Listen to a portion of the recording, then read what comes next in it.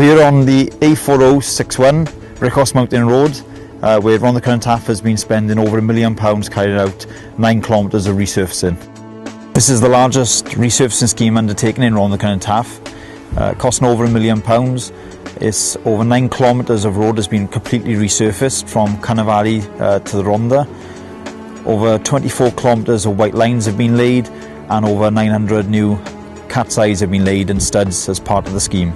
The scheme has been carried out with a road closure over a period of 21 days. We've done it during the school holidays to minimise disruption, and hopefully now this will mean that the road will be good for a number of years to come, and we'd like to thank the residents for their patience during the time it's been carried out.